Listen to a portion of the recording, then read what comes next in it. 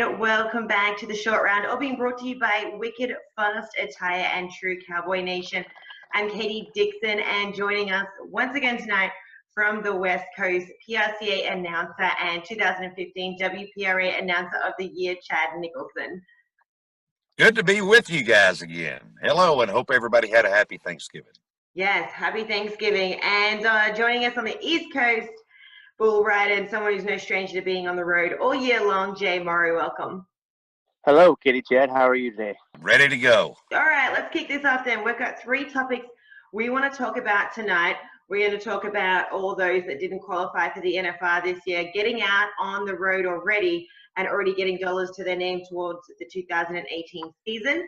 We're going to touch on that veterans topic again that we talked about last week. And then we'll just finish off wrapping up with the junior NFR and some things to do in Las Vegas. So let's kick this off, starting with the first topic. You know, Jay, we were talking about this the other day, you know, circuits up north qualifying now or counting for the 2018 season. And, you know, we have a lot of guys already out there getting much needed dollars. Yeah, this is the first year, 2016, where all monies count. That means the circuit finals money counts, and also the RAM national finals in Kissimmee, Florida also counts. So there's a lot more money counting towards the NFR this year in Las Vegas. So you'll start seeing higher numbers, more money coming into Las Vegas. So every time you nod your head on both sides of the arena, it counts for world standings. So it's a great incentive for us Cowboys, especially top cowboy, caliber guys, to go to these smaller circuit rodeos. Absolutely. You know, there's always two different opinions when it comes to something like this. But I think if anything that encourages the participation on the circuit level or on the series level, whether it be the All-American Series or Circuit Series, it's good to see these guys get out there and fill up the circuit rodeos.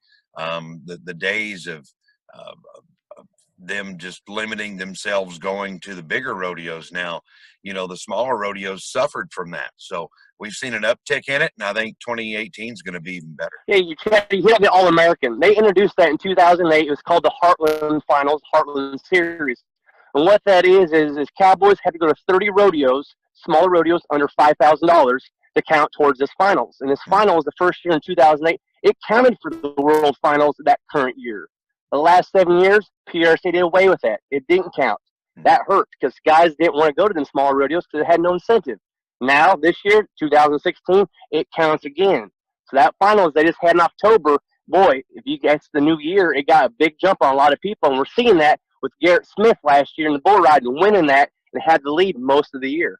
Yeah, and, you know, you look at rodeos like Salt Lake City that pay out $50,000 a piece. Well, wait a minute, 50 grand in one rodeo. Well, what do you do, right? What do you do? All right, moving on to topic number two then, kind of ties in with the first topic this evening, and also one we talked about last week with the all-around Trevor Brazil and Tough Cooper, you know, age and experience, a veteran in the industry compared to someone that is younger, you know, healthier in some respects, you know, hasn't been around to get some aches and discomforts, you know, as much as these veterans have. But, you know, we are seeing veterans like Cassidy right now in the steer wrestling. He's going out there. He's getting much needed dollars towards the 2018 season. He's a 20-year PRCA veteran. How do you think these guys will go earlier on in the season compared to later on in the season? Well, I think you take a guy like Cassidy that, I'll take experience over age any day. And, you know, he's multi-time Canadian champion. He's always ridden great horses. I think that has a lot to do with it. And it comes down to he who is healthiest. You know, Butch Myers was 50, 51, 52 when he qualified for his final NFR. Still took the young guys' money. So I'll put my money on Cassidy. Hey, with age comes experience. You know which rodeos you want to hit, which rodeos you do better at. And you get a feel of it. So, you know, when you're healthy, people are hitting 100 to 125 rodeos per year. That is an awful long season from January 1st to Odessa all the way to the last rodeo in September.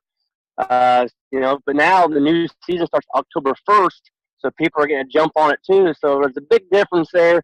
You know, some guys who ain't in the hunt take off back on October 1st and try to get a jump on everybody else on the new year. But it is a long, long season, and there ain't much recovery time. And you know what? That's part of the game too, is picking which rodeos you're going to go to, mapping out the event, you know, especially if you are in a timed event and you're hauling horses, that's all part of the game too. Absolutely it is. You know, the barrel racers talk about it all the time, but I think a lot of these rodeos, especially your established rodeos, they work really hard on their ground, and you know, the amount of money available will take a lot of those little petty things out of play when it comes to the end of the day. A lot of it's just a mentality. You know, I have my certain rodeos I do better at. Over the years, I've developed that mentality that I'm going to do good at this rodeo because I have in the past.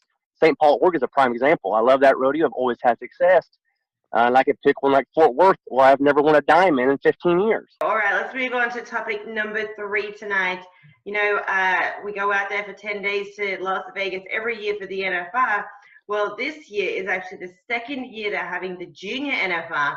It's held at the Las Vegas Convention Center, and it gives kids all around the country a chance to qualify throughout the year, just like, you know, these top guys we're going to see in the Thomas and Mack. But how exciting do you think that is for these young kids, and what is this doing for our sport and the next generation? Well, I think it's great. I think rodeo is doing a better job at growing themselves. We've seen a decline in the number of rough stock contestants over the last several years, and I think contestants overall, the younger you start them, I think the better they're going to be when they get up to the high school and pro level. Obviously, what they're doing with the mini bareback riding and the mini bulls, especially. Getting to watch all these kids year after year. The rodeos that I announced, a lot of them will have the pony bareback riding and the mini bulls. So we're watching these kids grow up, and I think it's great. I think it's awesome. I hope people go out and support it. Yeah, things have really changed over the last 10 years. You have the IYFR, you know, now you have the high school finals. Now you have these new NFR for little britches here in Las Vegas. The Western heritage is slowly dying in the United States, unfortunately. There's not as much need to raise cattle and to live on ranches as cities are growing. So it's great to these kids get in the atmosphere and continue to raise up and grow up to replace us veterans who one day will be gone. So it's great. It's a great way of lifestyle. A big thing for me is these parents have to really watch these kids and develop, because, you know, you don't grow up and your muscles, your bone structure ain't where it needs to be to get on these animals constantly day in, day out. So I think parents really need to watch that structure and watch what they're doing with their kids. And something else too that guys, people in our generation had is we grew up riding horses, so we learned that balance at a young age. Well, you take a kid that just rode skateboards, that teaches you balance, but not balance on a horse, balance on an animal. So I think the younger you get them on horses, they learn that balance and learn how to negotiate their body, the better they're going to be. I mean, we'll always go back to Ty Murray. Ty Murray, who was involved in gymnastics growing up. I mean, he learned balance and control of his body, and that's the main thing when you're on top of a bucking horse or a bull. And I read Ty Murray's book when I was a young kid, in the late '80s, and I took gymnastics. Not afraid to say I did it for 4 or 5 years because of Ty Murray, and I really believe that helped me with my balance and coordination as well. You bet it does. You bet it does. Tough sport. I just don't tell too many people. Why not, Jake?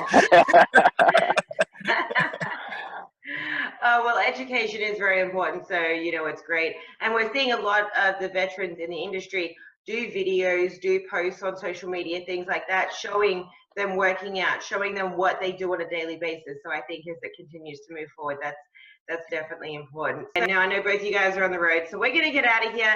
Happy Thanksgiving to everybody that's tuning in. And of course, be safe. We have this week gap in between Thanksgiving and the NFR. I know both you gentlemen will be hitting the road soon, heading out to Vegas, so be safe on your travels. Thanks for joining us once again tonight. Make sure to follow both these guys, Chad Nicholson and Jay Morrow, on social media. You can find them on Facebook or on their websites as well. Follow us, TrueCowboyNation.com.